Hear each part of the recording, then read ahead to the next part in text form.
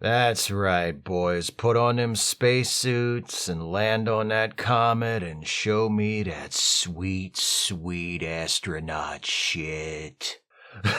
This is a review of my favorite episode of Star Trek Enterprise, Breaking the Ice. If you have not seen this episode and you don't want to know what happens in it, be warned, spoilers beyond this point. So, of course, this is my favorite Enterprise episode. How could it not be? For one thing, it's an excellent episode, and Enterprise didn't make a whole lot of those. And for another, it features the crew engaging in a significant amount of astronaut shit, which I always love to see. One of the most compelling things that Star Trek can do for me as a viewer is to frame its heroes as the future descendants of our present-day astronauts, cosmonauts, taikonauts, whatever provincial term you want to use. That's one of the first things that attracted me to Star Trek as a little kid. I loved and admired astronauts, and here was this TV show and series of movies about people in the future who were doing what astronauts do, just at a much higher level. Breaking the Ice begins with the ship encountering an unusually large comet, and Captain Archer deciding to follow it for a while so they can study it. I love the excitement and sense of wonder that the encounter with the comet evokes from the crew. Archer tells them, "Look out a starboard window to see something amazing." And they look, and it's amazing.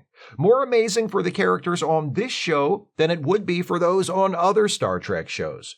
This is an example, an unfortunately rare example, of Enterprise taking advantage of being set in an earlier era of Star Trek history than the other series to show us something different. The crew of, say, Captain Picard's Enterprise were also futuristic astronauts, but they visited new planets populated by exotic aliens on a weekly basis and lived in a world where that sort of thing had been normal for centuries. A comet was no big deal to them, but to the crew of Archer's Enterprise, most of whom are humans who have never ventured so far out into space before, a close encounter with a newly discovered comet is exciting enough to warrant prominent mention in letters to home. Hell, it's exciting enough to warrant writing an extra letter to home. Dear Mom, guess what? We saw a comet! The episode does a very good job of building a story around the discovery of the comet that feels natural and logical, and not just because we've got some extra Vulcans hanging around. They find the comet. Great. What next? They discover something special about the comet. It contains a rare mineral, but the mineral is located too far beneath the surface to collect a sample remotely, which means they have to send 2 crew members to the comet in a shuttle pod to do some drilling. They do that. What next? Malcolm and Travis don spacesuits, do their comet walk, but in the process of blasting through the comet's frozen surface so they can drill down to get at this mineral, they alter the comet's rotation, which means the area of the comet they're currently on will be turned toward the sun earlier than they planned. When that happens, the surface temperature will rise to a dangerously high level, putting Malcolm and Travis in jeopardy and creating a ticking clock scenario. Malcolm and Travis collect their mineral sample, but as they're hurrying to pack up and get back to the shuttle pod, Travis slips and hurts his leg. They get back to the shuttle before the sun comes up and cooks them in their spacesuits like a couple of baked potatoes wrapped in aluminum foil, which isn't the best way to do baked potatoes, by the way. Rub them with some oil and bake them unwrapped for a nice crispy skin. Delicious. Anyway, they make it back to the shuttle pod, but the surface ice has been weakened by the sunlight, and the ice breaks. And the shuttle falls into a fissure. Archer tries to pull them out using Enterprise's grappler, but he can't do it, so he's forced to swallow his pride and ask for help from the Vulcan ship that's been hanging around observing them from a subplot. And that's pretty much it for the Comet stuff, which serves as the spine of the episode. It all makes sense. It creates a situation with some suspense. It ties into the other plot about Archer's resentment of the Vulcans, and it includes opportunities for some nice character moments, like when Travis and Malcolm build a snowman on the surface of the comet. Then Archer chastises them for messing around and building a snowman when they know the Vulcans are right there watching. So Malcolm adds a set of huge pointy ears to the sides of the snowman's head, and then they blow it up. Characters make choices it feels like they would make, given the situation they're in. And when unexpected things happen, like their blasting, changing the comet's rotation, or Travis slipping and falling, or the shuttle falling through the ice, they're the sort of things we can easily imagine would happen if two people were hurrying up to do some science on the surface of a comet. So nothing feels contrived.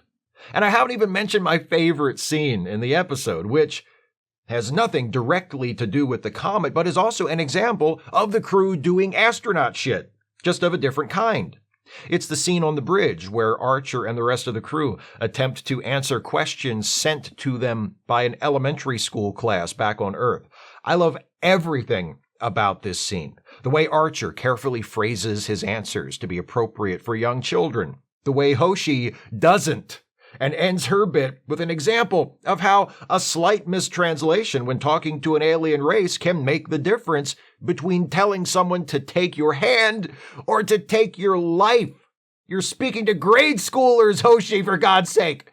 The way Dr. Phlox gets so involved in his own answer that Archer feels the need to cut him off so the kids back home don't have to sit through a rambling germ-related anecdote. And of course, Trip's annoyance at having to answer a toilet-related question and his adorable insecurity about the kids thinking he's the sanitation engineer. It's a perfect scene. It reminds us that these people are away from home and they miss their friends and families and favorite places. And it lets us see them doing the sort of thing actual astronauts living on the International Space Station do all the time. Correspond with students on Earth and use their experiences in space as a teaching tool. It roots this outlandish sci-fi adventure show in our real present-day world, makes it feel grounded in a way that, again, doesn't come across as forced or manufactured. Every time I watch this episode, I find myself thinking, I wish the show was like this more often. Because in terms of setting and level of technology, Enterprise is really in the sweet spot to do episodes like this. They're advanced enough so that sending a couple of guys to land on a comet to do some science is no big deal, but not so advanced that any emergency that occurs during the mission can be solved with the push of a button.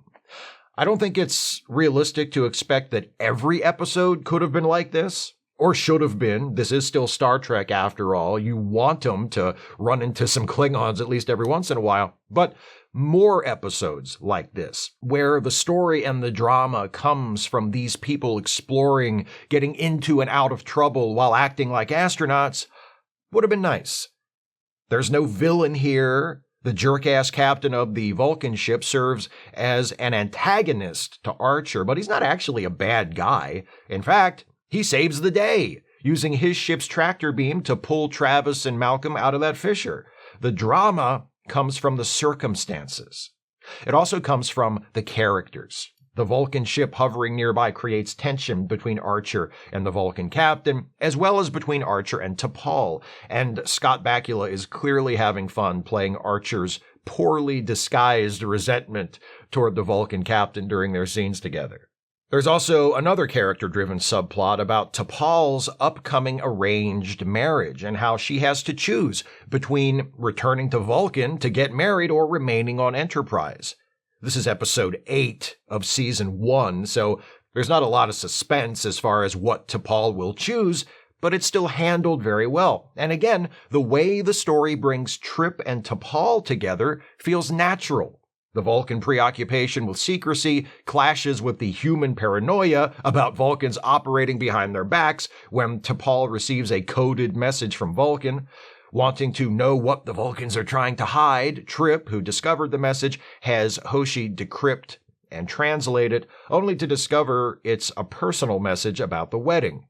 Feeling guilty about invading T'Pol's privacy, Trip comes clean and apologizes to T'Pol, and later, when T'Pol realizes she needs someone to talk to about the decision she has to make about leaving or remaining on Enterprise, she talks to Trip because he's the only other person aboard who knows her private business, and why tell anyone else about it when she doesn't have to? Perfectly logical. So, yeah. A well-written main plot built around futuristic astronauts doing astronaut shit, some great character-driven scenes, multiple meaningful character beats between Trip and T'Pol, and Archer having to swallow his pride and ask the Vulcan captain for help, and everything coming together in the end to form a single cohesive story.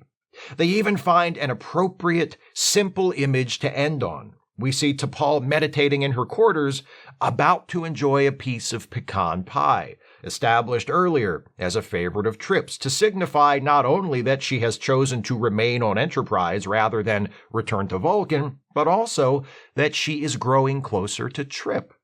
It's a nicely executed show at every level, and like The Thaw, my favorite episode of Voyager, hey, The Thaw? Breaking the ice? Coincidence? Yes, definitely. It means nothing. Anyway, as with my favorite episode of Voyager, my only regret about Breaking the Ice is that it's not more representative of its series. Those are my thoughts on Breaking the Ice, my favorite episode of Star Trek Enterprise. What's your favorite Enterprise episode? Please share it with me in the comments. If you'd like to support this channel, and I sure wish you would, if you can afford it, you can do so by becoming a patron at patreon.com/Steve Shives, becoming a channel member by clicking the join button, or by making a one-time gift by clicking the thanks button, or via PayPal or Venmo. Links are in the description. Don't forget to watch for my review of the 5th episode of Star Trek Picard Season 3 coming up this weekend. I'm teaming up with my best friend and podcast co-host Jason Harding to review this final season of Picard, and our next review should be up sometime this weekend, hopefully on Saturday. And please join me again at this time next week for another retro review. Next time it'll be my favorite episode of Star Trek the Animated Series, Yesteryear. I'll see you then. Thanks for watching, and take care, everybody.